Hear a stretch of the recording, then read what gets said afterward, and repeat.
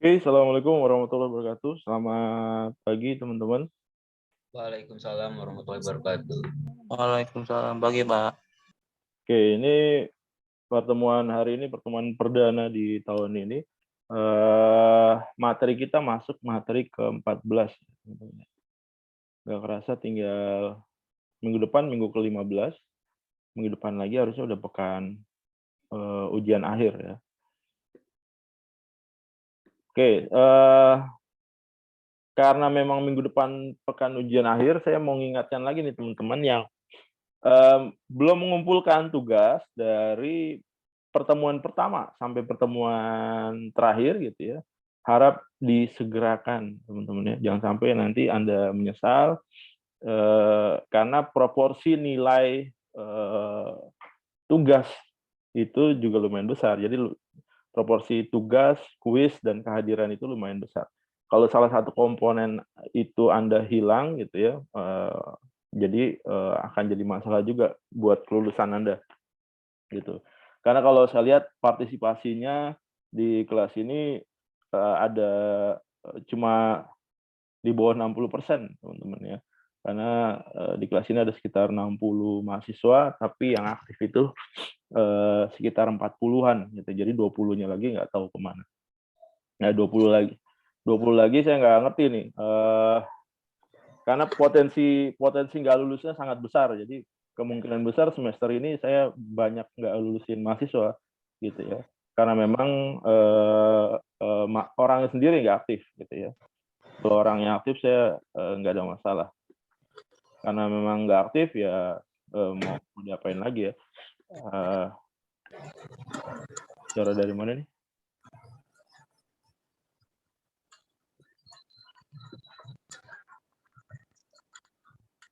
Siapa ini?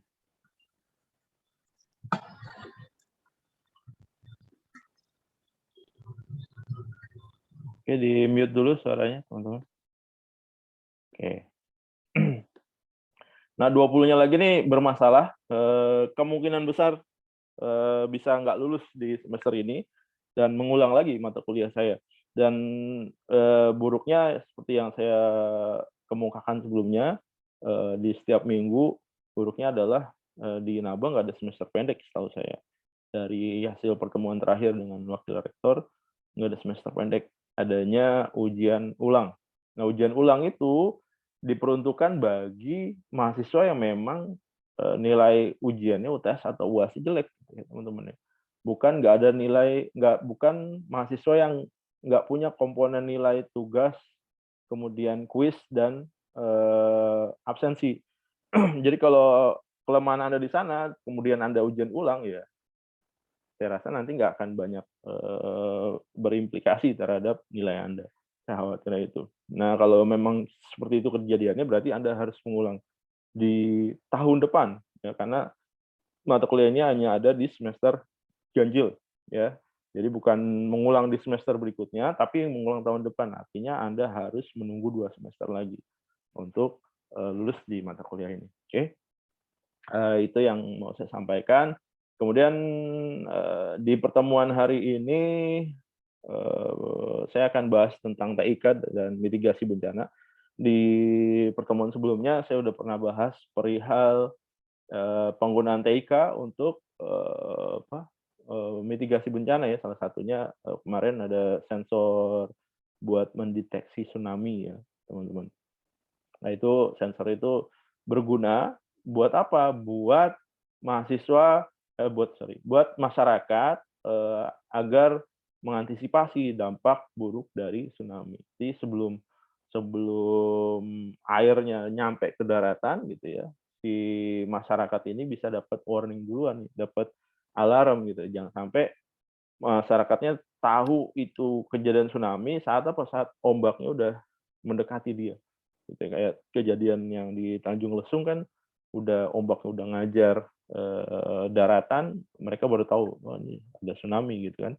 Nah, itu yang bermasalah. Tapi kalau misalkan 15 menit atau setengah jam sebelumnya masyarakat sudah mendapatkan early warning ya bahwa akan terjadi tsunami, maka yang terjadi apa? Maka boleh jadi korbannya akan lebih sedikit, atau mungkin malah tidak ada korban jiwa sama sekali gitu ya.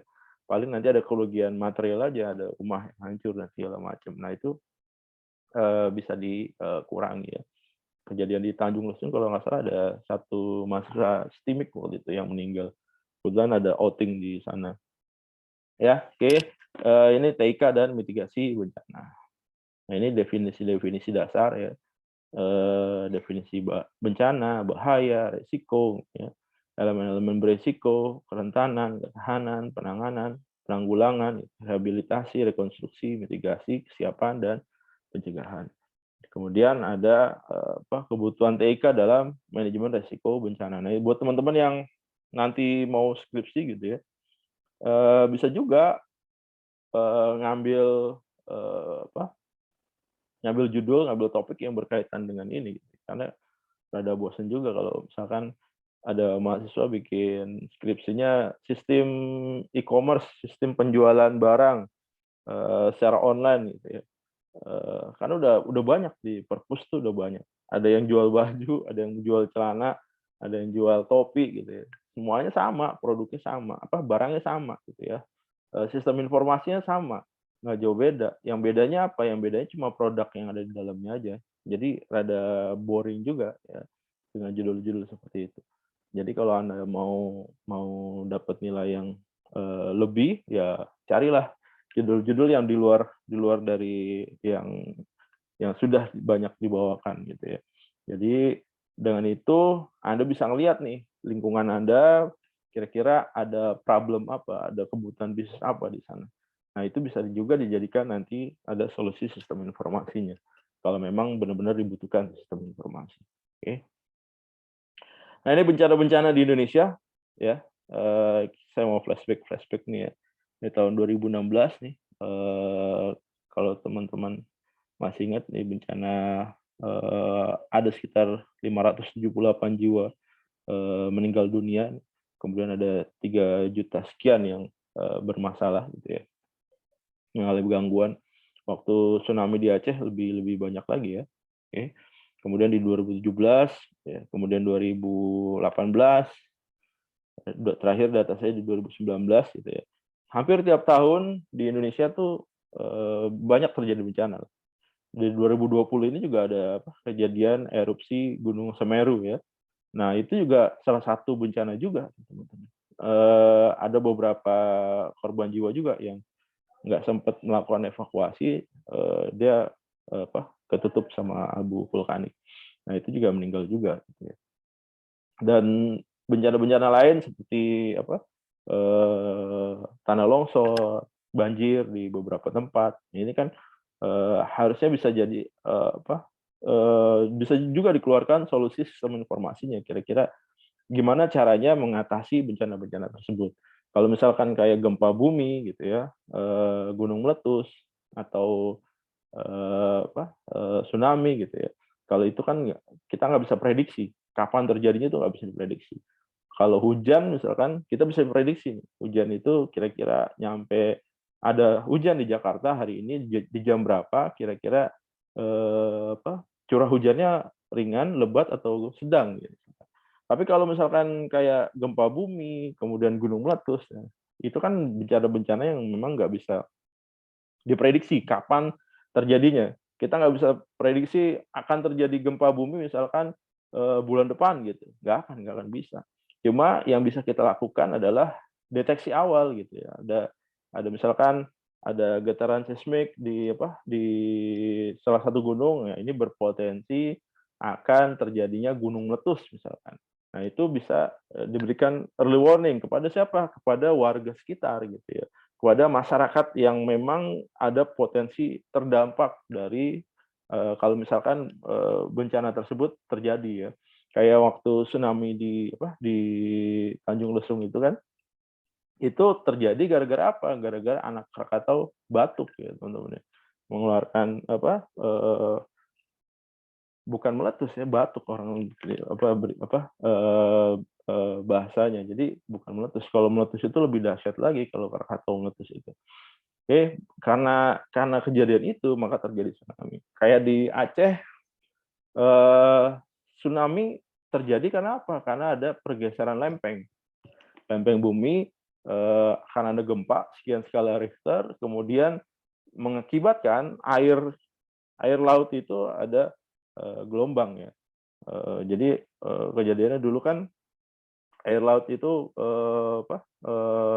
lari ke tengah laut gitu ya, karena ada pergeseran. Kemudian setelah beberapa saat gitu ya, dia balik lagi ke daratan. Nah, hantaman ombak yang arus yang begitu besar itu bisa menjangkau sampai sekian kilometer dari daratan. Nah, itu sebenarnya kejadian-kejadian itu bisa diantisipasi, bisa dideteksi ya. Misalkan kira-kira kalau misalkan ada ketinggian air berapa meter gitu ya dari tengah laut, ada perubahan ketinggian air, kira-kira bisa berpotensi nyampe ke daratannya itu berapa lama. Itu bisa dideteksi. Jadi di waktu tersebut, kalau misalkan kita memberikan early warning kepada masyarakat sekitar, maka akan masyarakat sekitar bisa menyiapkan diri atau bisa mengevakuasi dirinya kepada siapa? Kepada dataran yang lebih tinggi. Jadi mereka bisa selamat dan bisa menekan jumlah korban jiwa. Kemudian kejadian-kejadian kayak tanah longsor yang banyak terjadi, nggak usah jauh-jauh ya, di Bogor gitu ya.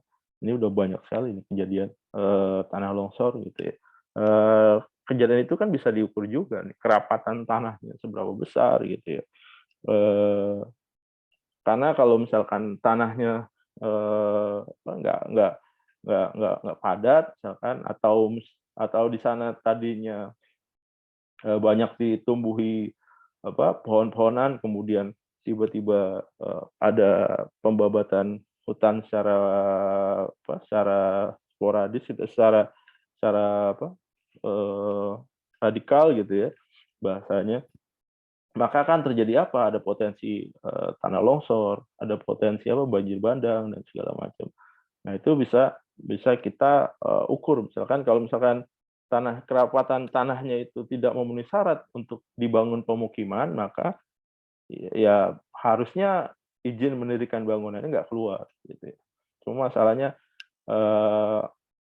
pemerintah kita udah concern belum ke arah sana, atau mungkin malah banyak bangunan-bangunan yang berdiri tanpa ada izin mendirikan bangunan gitu ya, kayak villa-villa di puncak gitu. Kita udah banyak dengar kabar bahwa banyak villa-villa di puncak Bogor itu tidak ada IMB-nya gitu ya. Jadi kita sering dengar ngelihat di TV ada penggusuran villa dan segala macam gitu. Nah, itu kenapa? Karena daerah tersebut boleh jadi daerah resapan air. Supaya apa? Supaya begitu air jatuh ke tanah itu nggak langsung turun ke bawah gitu ya, ada penahannya dulu. Tapi kalau misalkan pohon-pohonnya digundulin, nah makanya yang terjadi adalah ya itu banjir bandang, tanah longsor dan segala macam. Nah, itu mengakibatkan bencana-bencana yang terjadi di Indonesia. Dan masih ada banyak lagi bencana-bencana yang terjadi kayak banjir gitu ya. Di Jakarta sendiri banjir yang terjadi ya. Itu juga sudah diprediksi tuh menggunakan teknologi juga gitu. Dengan ketinggian air misalkan di bendungan Katulampa itu berapa meter, maka akan ada potensi banjir di Jakarta berapa meter. Itu udah bisa diukur gitu ya. Kemudian misalkan dengan kecepatan air, debit air yang ngalir di Sungai Ciliwung itu berapa besar gitu, kira-kira sampai di Jakarta berapa lama. Misalkan ini debit airnya sekian nih, maka akan ada potensi banjir di Jakarta 1 jam lagi atau 2 jam lagi.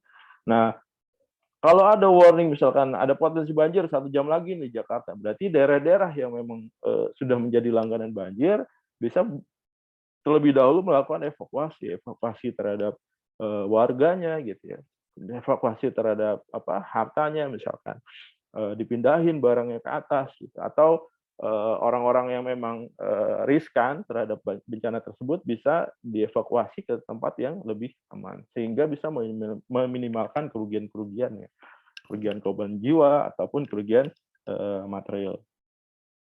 Nah, ini terminologi dasarnya. Nah, ini bahaya ya terminologi dasarnya. Jadi peristiwa atau situasi yang berpotensi mengacaukan, merugikan masyarakat, harta, benda, layanan, dan lingkungannya terjadi. Berpotensi terjadinya bencana. Jadi perlu nih pemerintah mengeluarkan warning ya, di beberapa tempat tentang apa? Tentang potensi-potensi bahayanya. Jadi begitu ada masyarakat sekitar atau ada pengunjung ke daerah tersebut, dia sudah menyadari bahwa ada potensi bahaya di sana. Seperti Anda misalkan sekarang mayoritas pantai di Indonesia sudah ada jalur-jalur evakuasinya ya. Jadi misalkan suatu hari ada kejadian kayak tsunami gitu ya, maka ada jalur-jalurnya. Kalau Anda main ke pantai selatan gitu ya, itu udah ada tuh, ada toanya ya untuk memberikan warning kepada masyarakat sekitar kalau ada potensi bencana, kemudian ada jalur petunjuk untuk melakukan evakuasi. Jadi kalau terjadi bencana, orang nggak bingung lagi, dia harus lari kemana, karena apa? Karena sudah ada petunjuknya, larinya kemana, evakuasinya kemana, dan dia bisa lebih terarah gitu. Kalau misalkan nggak ada petunjuknya, orang bukan lari kemana-mana gitu ya.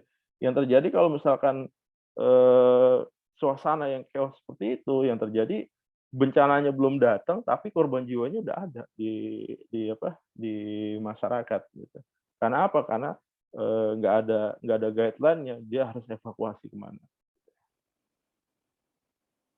Nah, ini keadaan bahaya ini bisa disebabkan banyak hal, bisa jadi karena manusia tadi, pembabatan pohon secara masif gitu ya, atau eksploitasi lahan yang tidak sesuai dengan peruntukannya ya. Harusnya itu hutan dijadikan perumahan gitu ya, harusnya itu daerah resapan air dijadikan perumahan, kan banyak di Jakarta juga banyak.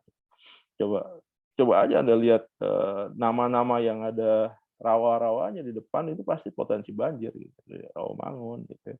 Itu potensi banjir. Karena apa? Karena dulunya adalah daerah-daerah resapan air dan kemudian berubah alih fungsi menjadi perumahan, ya otomatis mau nggak mau ya saat hujan datang ya air akan mengendap di sana. Atau juga ada proses alami gitu ya. Ada juga penggunaan teknologi. Ini bencananya, gangguan serius terhadap aktivitas suatu komunitas atau masyarakat yang menelan banyak korban jiwa, kerugian materi, ekonomi, atau lingkungan, serta dampaknya yang melebihi kemampuan komunitas atau masyarakat yang terkena bencana untuk mengatasinya dengan sumber daya sendiri. Nah, ini kayak gini potensinya. Misalkan ada batu gitu di atas, gitu. Kemudian jangan kita bangun rumah di bawahnya atau kita bangun camp di bawahnya, gitu. Harusnya ada tanda bahaya, gitu ya. Jadi apa? Kalau misalkan ada orang yang mau bermukim, gitu ya, di tempat ini, dia bisa pilih jarak amannya. Jarak amannya berapa besar nih? Berapa kilometer nih dari potensi bahayanya? Maka itu yang bisa dihindari dari bencana. Ini bencana banjir ya. Atau juga kerentanan atau hazard ya. Kondisi atau rangkaian kondisi yang menyebabkan berkurangnya kemampuan masyarakat bersiap-siap untuk bertahan. Ya, kayak gini nih ya, kerentanan nih. Anda rentan misalkan Anda berdiri di bawah ini, bahwa akan ada potensi apa? Ada potensi batu yang jatuh. Misalkan. Kalau Anda masuk ke area pabrik tuh biasanya kerentanan itu ditandai dengan warna kuning. Jadi ada garis, ada line-nya. Jadi selama Anda di luar dari line kuning tersebut, maka Anda aman. Tapi kalau misalkan Anda masuk ke dalam line tersebut, maka akan ada potensi Anda kecelakaan. Kan. Boleh jadi karena mesin industri muter gitu ya, dan mixing tank misalkan dimuter, dan Anda masuk ke area perputaran tersebut, jadi Anda keserempet juga. Atau nggak usah jauh-jauh deh, kalau Anda naik kereta gitu ya, ada line khususnya misalkan. Kalau Anda melewati batas tersebut, maka akan ada potensi apa? Potensi Anda keserempet kereta. Oke, kayak gini nih perumahan-perumahan padat ya, daerah-daerah yang memang miskin gitu ya. Nah ini ada potensi kebakaran. Potensinya bahayanya banyak, kerentanannya banyak gitu ya. Mulai dari kesehatan, faktor sanitasi udara yang buruk gitu ya. Dan juga mayoritas kalau di Jakarta adalah kebakaran. Boleh cek aja gitu ya. Pasti bukan pasti ya, kebanyakan faktor terjadinya kebakaran ada di pemukiman-pemukiman padat. Entah itu karena faktor, manusianya yang lalai, misalkan dia masak terus ditinggal tidur gitu ya, atau memang terjadi short electricity ya, karena misalkan misalkan saat Anda menggunakan, listrik tidak sesuai dengan, infrastruktur yang tersedia gitu ya. Misalkan Anda pakai kabel yang 1,5 mili misalkan, kemudian bebannya besar gitu, bebannya, sekian ampere, yang terjadi apa? Kabelnya akan panas. Kalau Anda coba cek aja di rumah Anda gitu, Anda pegang aja kabel tuh di sekitar Anda, kira-kira, eee, menimbulkan panas atau enggak? Kalau menimbulkan panas, maka akan ada potensi dia kebakar suatu hari nanti. Tapi kalau misalkan, Anda pegang kabelnya itu dan nggak ada masalah, luarnya ya, dalamnya, nggak ada potensi panas, maka dia aman-aman aja. Tapi kalau dia over bebannya, misalkan satu colokan, kemudian ada jumper lagi pakai T gitu ya, di T-nya lagi dikasih T lagi gitu. Kemudian itu nyambung ke TV, ke kulkas, ke laptop, ke pompa air. Begitu semuanya nyala, pasti itu kabelnya panas. Nah, kalau dia kabel panas, sifat kabel itu kan di dalamnya tembaga, gitu. Di luarnya adalah lapisan plastik. Kalau plastik itu kena panas, lama-lama dia meleleh, gitu ya. Yang memisahkan antara line dan netralnya itu kan adalah karetnya itu kan, plastiknya itu ya. Kalau misalkan karetnya meleleh, maka yang terjadi apa? Ada kemungkinan line dan netralnya itu akan dempet. Kalau dia nyatu, maka akan timbul percikan api. Begitu timbul percikan api, maka dia akan ngebakar kabel. Kalau dia ngebakar kabel, selanjutnya yang kebakar bisa jadi rumah Anda yang kebakar. Makanya di beberapa gedung gitu ya, kabel itu di-protection lagi sama sama pipa yang memang, tahan api gitu ya. Begitu terjadi short electricity, itu terjadinya di dalam pipa. Jadi kalau misalkan dia short, kebakar, yang terjadi adalah kabel itu yang kebakar. Tapi dia nggak sempet nyamber ke mana, nyamber ke rumah, nyamber ke plafon rumah yang mayoritas, terbuat dari kayu gitu ya. Apalagi bangunan-bangunan kayak gini ya, bisa dipastikan nih 90% lebihnya adalah kayu, gitu. Begitu ada terjadi short electricity, ya udah, kebakar habis dan sebelah rumahnya juga kayu, ya udah, rata gitu ya, semuanya pasti kebagian, tinggal tunggu waktunya aja. Kalau misalkan pemadamnya, lama datang ke lokasi. Udah gitu perumahan-perumahan padat ini, apa, mayoritasnya adalah kondisi jalannya lebih sempit gitu. Begitu ada terjadi kebakaran, nggak cukup dengan truk truk pemadamnya itu yang lumayan besar, nggak bisa menjangkau lokasi. Maka akan ada kesulitan dalam pemadaman gitu ya. Begitu rumahnya udah habis kebakar, pemadamnya baru bisa nyampe ke lokasi dan itu juga, dengan upaya yang sangat sulit gitu ya. Nah ini adalah, ada potensi-potensi kerentanan. Anda, harus menyadari itu ya. Jadi sebelum kita, datang di suatu tempat, Anda amati tuh potensi-potensi kerentanan, potensi-potensi bahayanya gitu ya. Anda ke pantai, Anda lihat tuh jalur evakuasinya di mana gitu ya. Itu memudahkan Anda bila nanti suatu hari ada terjadi sebuah musibah dan Anda bisa dengan cepat ya melakukan evakuasi. Jadi resiko besarnya kemungkinan struktur, komunitas, area geografis rusak atau terganggu akibat dari bahaya tertentu dan karena kondisi yang ada, konstruksi dan kedekatan dengan daerah berbahaya ini kayak tadi ya. Saya ceritain tanah longsor, banjir bandang yang terjadi di Malang gitu ya. Eh, kemudian apa? Ini kan bangun rumah nih di lereng-lereng bukit gitu ya. Enak nggak enak rumahnya memang adem gitu. Tapi Masalahnya ada resiko di sana, ada potensi bahayanya di sana gitu. Kemudian ada kapasitas.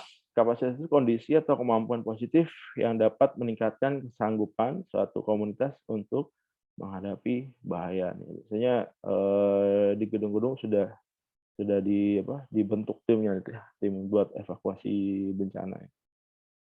Jadi resiko bencana itu ada rumusnya nih. Jadi kalau ada bahaya dikalikan kerentanan dibagi dengan kapasitas maka ketemu resiko bencananya. Gimana kita bisa mengurangi resiko bencana? Maka diperbesar kapasitas. Maka bencananya akan semakin potensi failure dari sebuah bencana akan semakin kecil. Atau apa? Diperkecil bahayanya dan kerentanannya. Jadi ada tempat-tempat yang bahaya, ya udah nggak boleh masuk orang. Atau tempat-tempat yang rentan, maka ada suatu langkah antisipatif apa yang bisa dilakukan gitu supaya apa resiko bencana semakin kecil kayak gini. Oke. Ini elemen-elemen beresiko bisa manusia ya, bangunan ya, korban jiwa, korban bangunannya kebakar, lahan pertanian atau komponen-komponen sosial yang terkena bahaya yang sudah diketahui yang mungkin akan terpengaruh oleh dampak bahaya dalam beresikonya. Penanganannya gimana?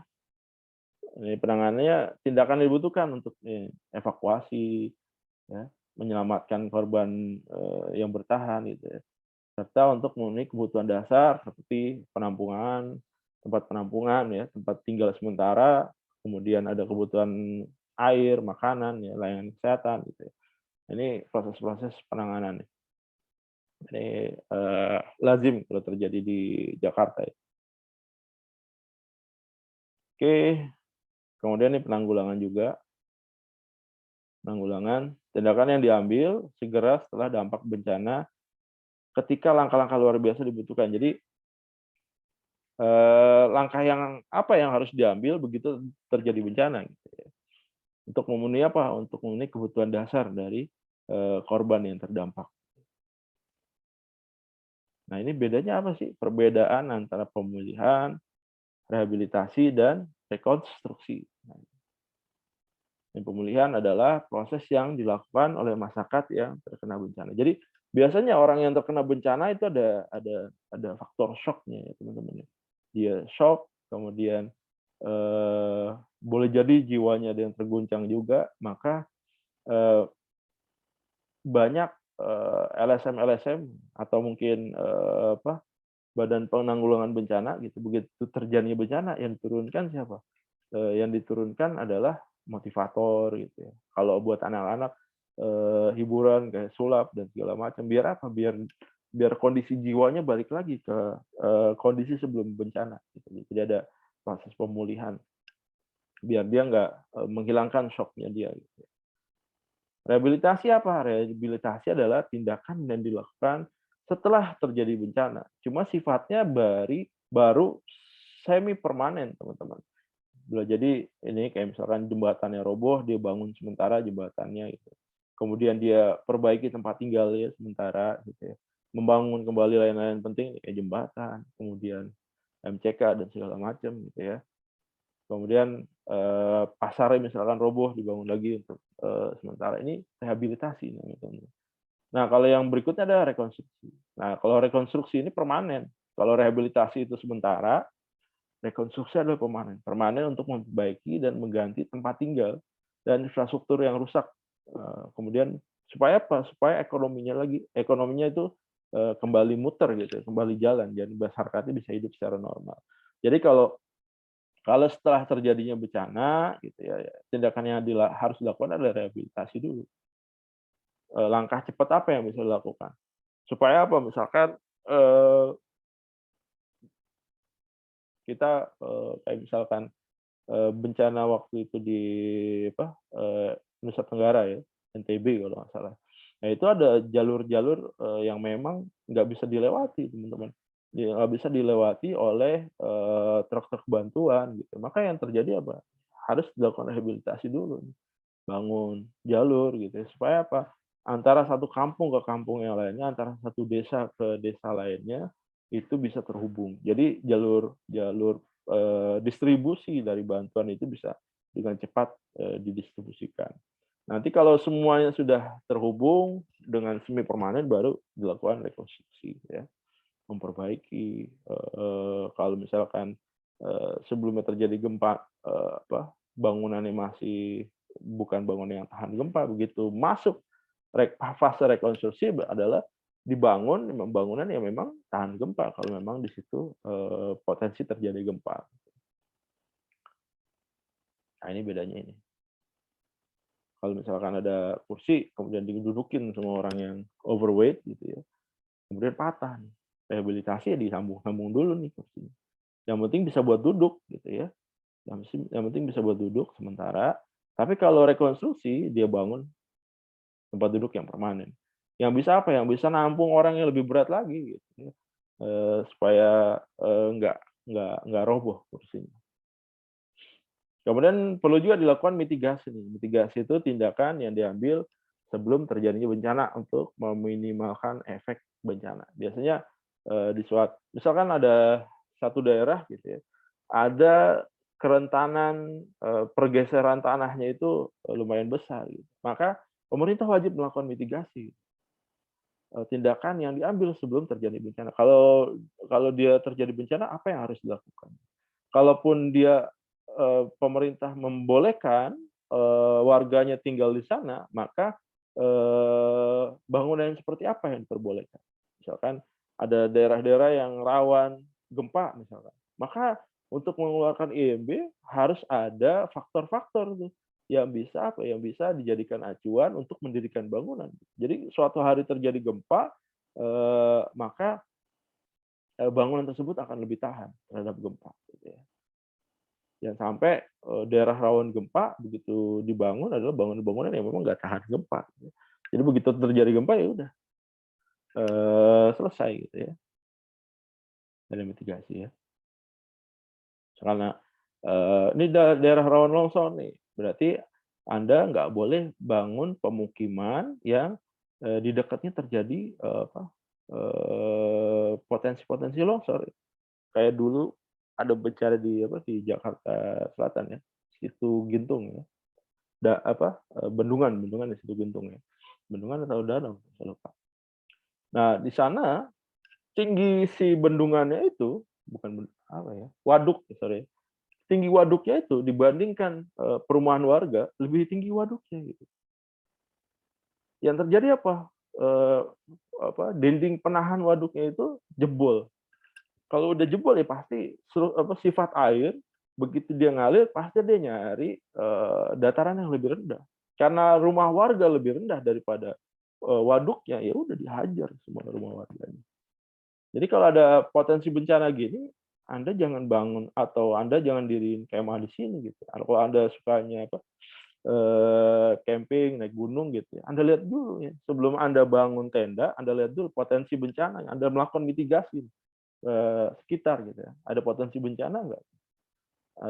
Anda melakukan mitigasi. Kalau ada potensi bencana ya cari tempat yang lebih aman kayak gitu misalnya. Kalau misalkan di sini ada potensi longsor gitu ya, ya udah Anda bangun jangan dekat sini, jauh dari sini. Supaya apa? Supaya kalaupun ada longsor nggak langsung nimpa ke Anda gitu. Syukur-syukur nggak langsung nimpa ke Anda. Atau kalaupun dia nyampe ke tempat Anda mendirikan bangunan ya, tempat Anda tinggal, Anda sempat melakukan evakuasi. Gitu.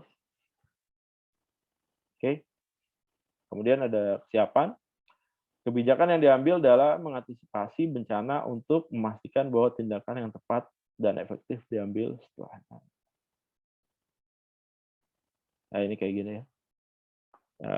Itu fungsinya petunjuk jalur evakuasi, teman-teman. Nah, ini aja nih kalau misalkan batunya jatuh nih, gitu ya, nggak ada petunjuk jalur evakuasinya, warga akan lari kemana-mana nih. Boleh jadi ada beberapa warga dia bukannya lari, malah nyamperin batu jatuhnya ini, malah nyamperin tanah longsornya ini, boleh jadi. Kenapa nggak ada petunjuknya? Itu perlu dilakukan apa? Kesiapan. Kalau terjadi bencana, apa yang harus dilakukan? Ini manajemen risiko bencana.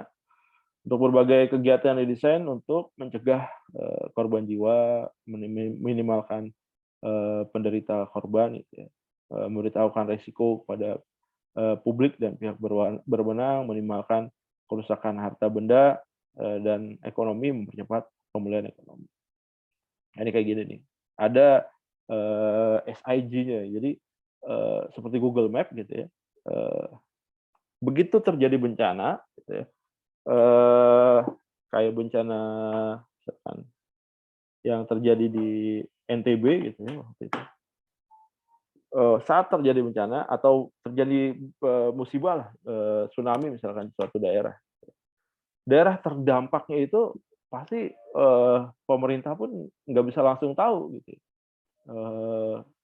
Daerah terdampaknya yang mana aja gitu. Tapi dengan teknologi bisa diketahui ya, dia ada ada sistem informasi, jadi begitu terjadi bencana tuh, tiap orang ngirimin SMS tuh ke nomor eksklusif ya, bahwa dia terkena dampak bencana. Jadi begitu banyak orang yang melakukan SMS gitu, ini kayak di titik ini ya. Yang warnanya merah pekat kayak gini adalah warga-warga yang memang banyak merespon. Jadi boleh dikatakan yang warna merah pekat ini adalah warna-warna yang memang kondisinya urgent gitu ya. Kondisi urgent, banyak korban jiwanya di sana dan menjadi perhatian serius buat Badan Pengelola Bencana, kalau di Indonesia ada BPBD ya. Nah, ini juga memudahkan mereka nih untuk menentukan langkah apa yang harus diambil. Kalau dia bisa dapat datanya secara real time gitu, begitu terjadi bencana, maka mereka bisa memfokuskan, wah di daerah sini nih yang parah nih, daerah sini parah nih, daerah sini parah nih, kayak gitu ya. Maka tinggal tinggal dilakukan pemantauan aja, bisa pakai helikopter gitu, atau bisa langsung terjun ke lokasi gitu ya, akan memudahkan mereka. Kalau di sini banyak korban jiwanya nih. Kalau yang daerah-daerah sini yang nggak ada warna merah, berarti dia nggak terdampak. Gitu. Jangan sampai itu begitu terjadi bencana, bantuan malah larinya ke mana? Ke daerah-daerah nggak kena dampak bencana gitu. Jadi akan percuma, akan sia-sia. Yang kasihan adalah daerah-daerah yang ini nih, yang merah-merah pekat ini nih, yang kasihan. Bahkan di kejadian waktu di NTB ada satu kampung gitu ya, buat masuk ke kampung itu lewatin jembatan. Gitu. Karena memang masyarakatnya nggak dapat bantuan waktu itu, sampai ditulisin tuh di depan pintu masuk ke kampungnya, tukang es dilarang masuk. Gitu. Kenapa? Karena warganya nggak punya uang sama sekali buat bayar. Kalau misalkan tukang esnya masuk, kemudian anak-anaknya mereka pada ngelihat dan minta dibeliin es, itu akan lebih memusingkan lagi orang tuanya. Sampai ditulisin benar itu kejadian realnya gitu ya. Nah, di disaster management ini untuk memantau tsunami ya. Ada namanya disaster risk management cycle di RMC. Ini ada di United Nations Action. Ini kalau terjadi tsunami gitu ya, berdasarkan ketinggian ombak misalkan kalau tsunami. Gitu. Nah, ini identifikasi kebutuhan informasi untuk pengurangan resiko ya. Nanti Anda bisa baca. Nah, ini siklus manajemen informasi. Berangkat dari mana? Berangkat dari data. Ya. Data. Jadi kita dapat informasi kayak tadi yang di sini nih. Ini kan ada datanya. Gitu.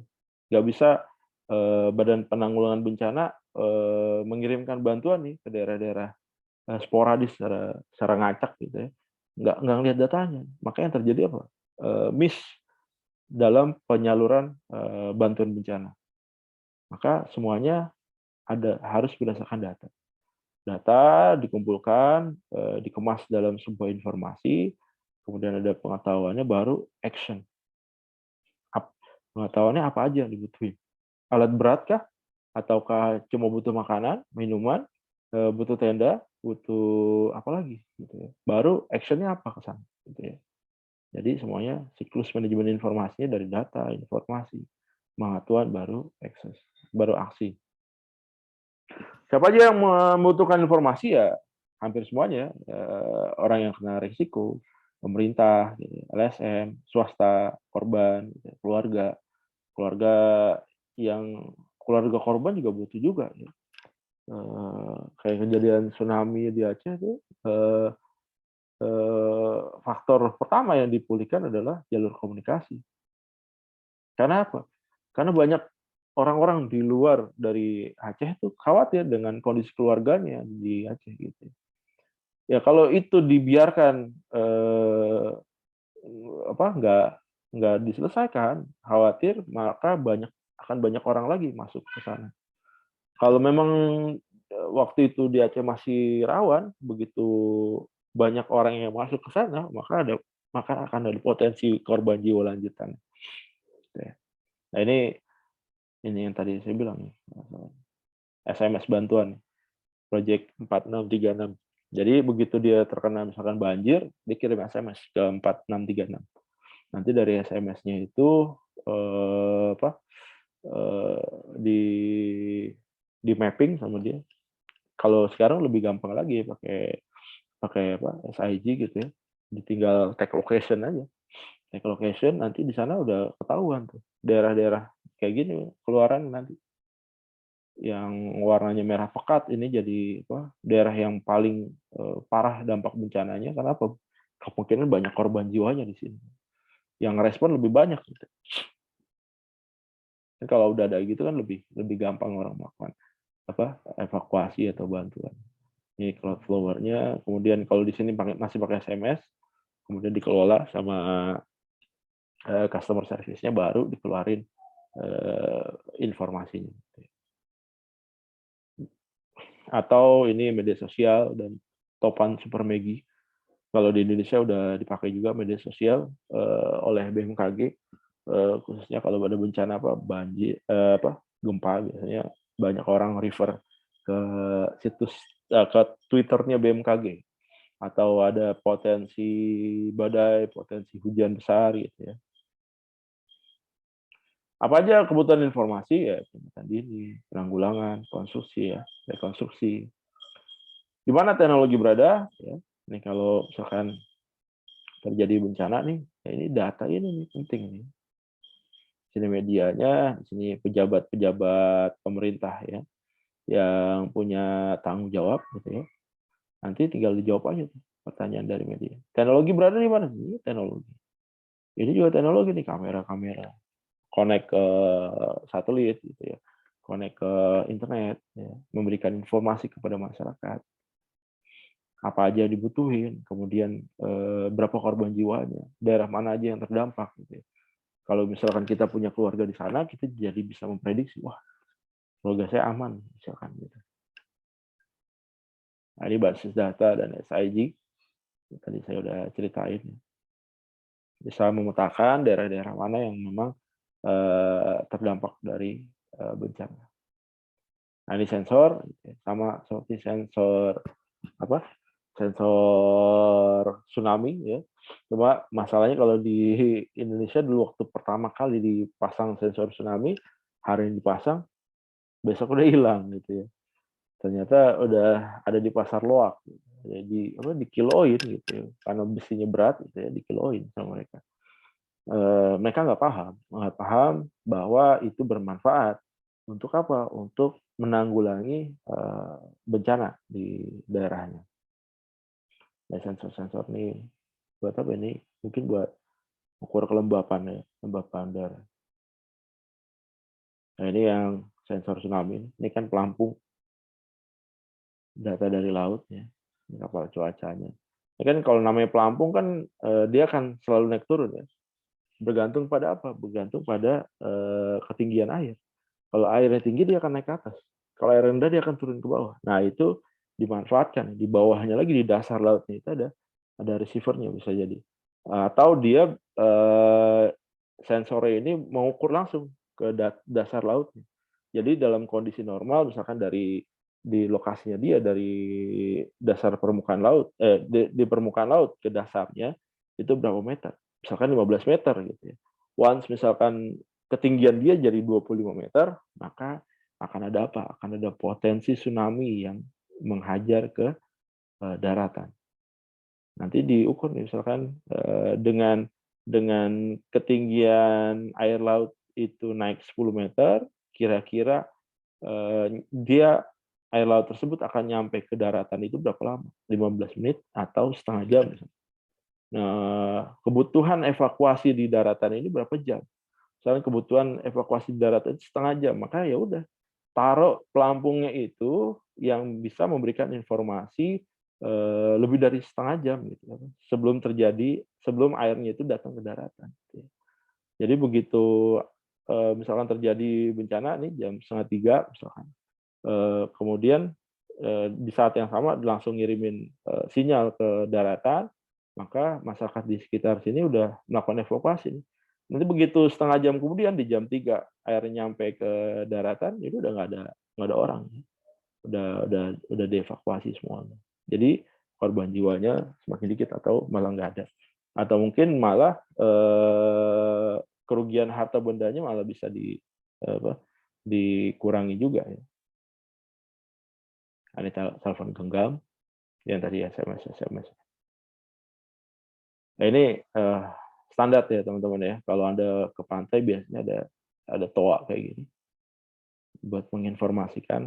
Biasanya kalau ada potensi tsunami dia akan bunyi alarm juga tuh ya. Kadang juga ada yang bicara juga, ada yang speak juga di sini. Jadi sebisa mungkin begitu terjadi tsunami akan ada alarm, kita tinggal ngikutin jalur evakuasinya aja.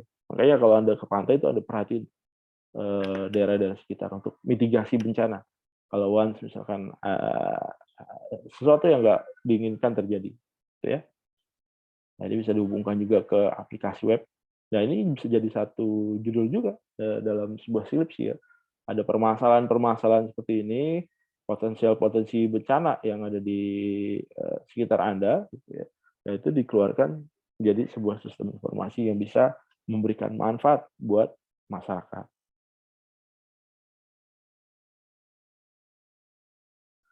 Oke, teman-teman, itu yang bisa saya sampaikan. Pertanyaan untuk kuliah minggu ini adalah,